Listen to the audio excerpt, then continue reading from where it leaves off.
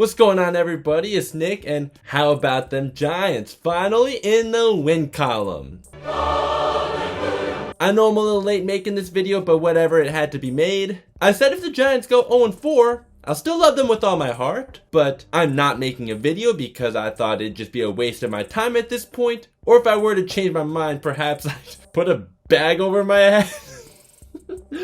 No, I don't know if I could really do that to myself, but that's something that maybe I would have considered if I were to change my mind if the Giants did go 0-4. Thankfully, I do not have to think about that. Good vibes on this video for once because the Giants actually won. And I also don't have to think about throwing a chair this time. If you don't know what I'm talking about because you're new here, yeah.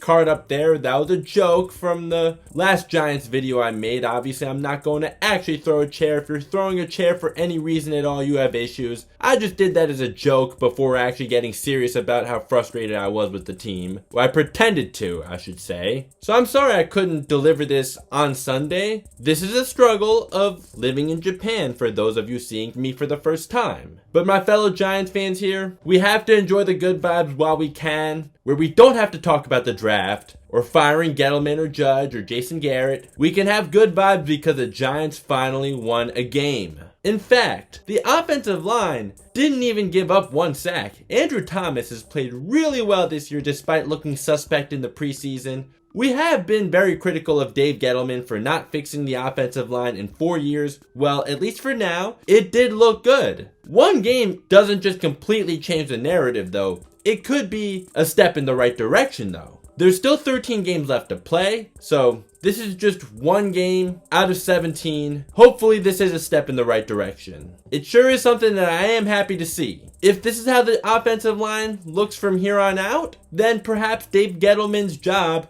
may be safe at the end of the season. Oh yeah, if you can please consider taking a second to hit the like button if you haven't done that yet. If you could please consider subscribing and hitting the notification bell if you're new. Follow me on social media, links are in the description, I'll follow you back. All that would be much appreciated, your support means a whole lot. There's a reason why all YouTubers ask for this stuff, so if you could please consider doing this, it'd be much appreciated. Back to our regular program. Joe Judge actually didn't lie to us about getting Kadarius Toney more involved. Let's see it again next week and for the rest of the year now, unless he does get hurt. John Ross came up big with Darius Slayton and Sterling Shepard out. We knew John Ross is fast, but catching the ball and staying healthy have been a concern. He made some big time plays though. He keeps this up, he definitely has a place in this offense. Kenny Golladay had his best game as a Giant yet. He still has yet to find the end zone, but he did make some big boy plays. This right here, I want to do an MJ2K edit right here. Unfortunately, I don't know how to. If I knew how to, it would definitely be worthy of one though. Where it's like,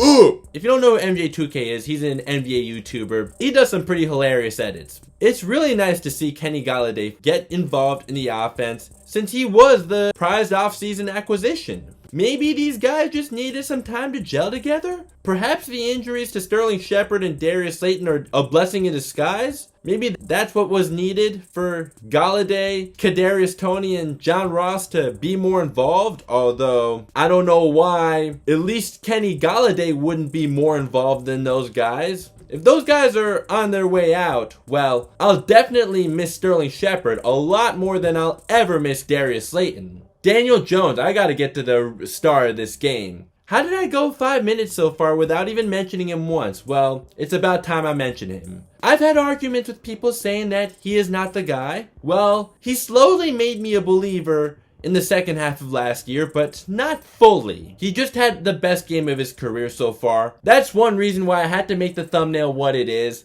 Him and Saquon Barkley. Saquon the chef, over 100 scrimmage yards, and then the game-winning touchdown. That's right, also the touchdown to cut the Saints lead to 5 and then eventually 3 before setting up a game-tying field goal later on. Well, it was a stop by the defense first, and then the field goal to send the game to overtime. Saquon's touchdown in the fourth quarter though, yeah, Daniel Jones converting on that 2-point conversion. So yeah, Saquon the chef, only built for touchdown Linx. Hey, I may still only be in my 20s, but I know damn well Wu-Tang Clan ain't none to f with. Cash rules everything around me. Okay, this is a sports channel, not a hip-hop channel, but just had to throw it in there. Daniel Jones was on fire. Saquon was clutch. Hey, Saquon may be getting his legs back now. Although it wasn't the prettiest game though, as the Giants were down for much of the game and did have to come back. You should have been able to tackle Taysom Hill in the second quarter on that touchdown he scored. How many tackles did he break? But yeah.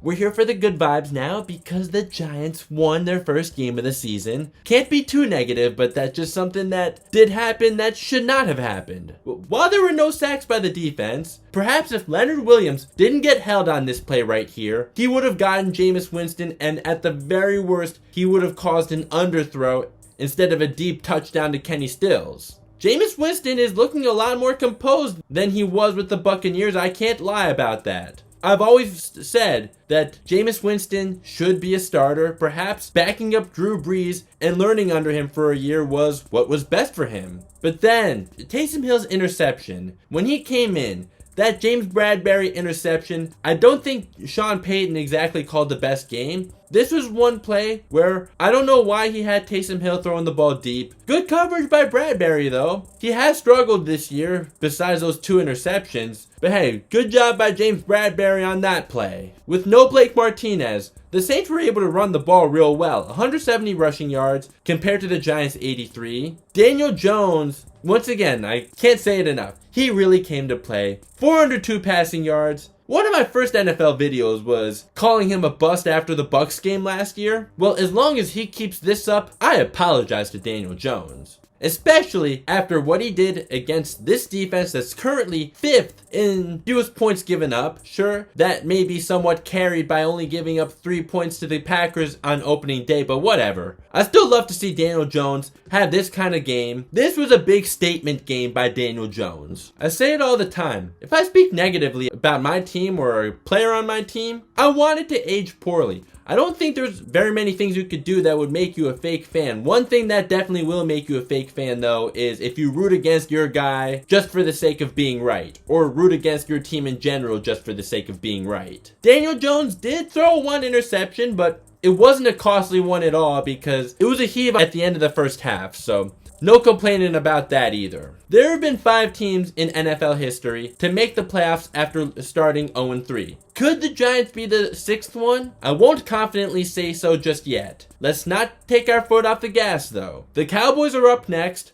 Hey, my birthday's on Tuesday, so give me something to celebrate. The Cowboys did just put up 36 on a Panthers defense that was looking really damn good to start the year. This game is in Dallas, so no taking our foot off the gas. You could say the Giants should be 3-1. Fair. However, they're not. They're 1-3. 2-3 sure sounds a lot better than 1-4, doesn't it? 2-3 sure isn't good either, but it's still a lot better than 1-4. Then you got the Rams, and wow, is their defense really struggling. Brandon Staley taking the head coaching job with the Chargers really made that much of a difference, huh? Their offense is putting up the 7th most points this year, though. I lived in SoCal the year the Rams moved to LA, so they became my second team during that time. I haven't done any Rams content on here, but come on now. You should know by now, I'm absolutely 100% rooting for the Giants in this game. Giants all the way. Win these next 2 games, and the Giants are finally a 500 team for the first time since 2016. Can we please make that happen?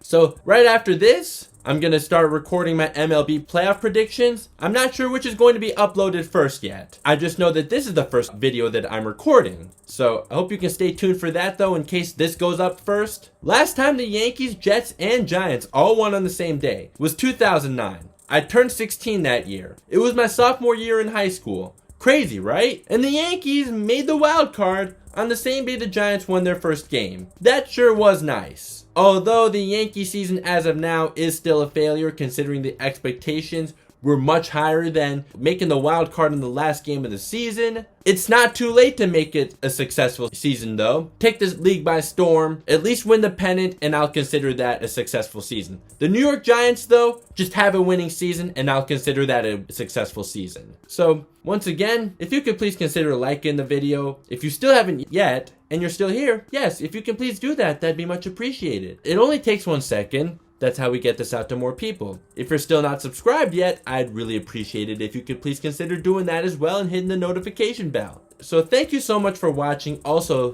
thanks to everyone who's made my San Francisco Giants video the success that it is. The fact that over a week later it's still getting clicks, I can't be thankful enough about that. But hey, maybe if a video where I'm talking about a team that I actually root for can get that many clicks, that'd be much appreciated as well. I sure would love to see that. So anyways, thanks for tuning in once again. Go Giants. Talk to you next time. Peace.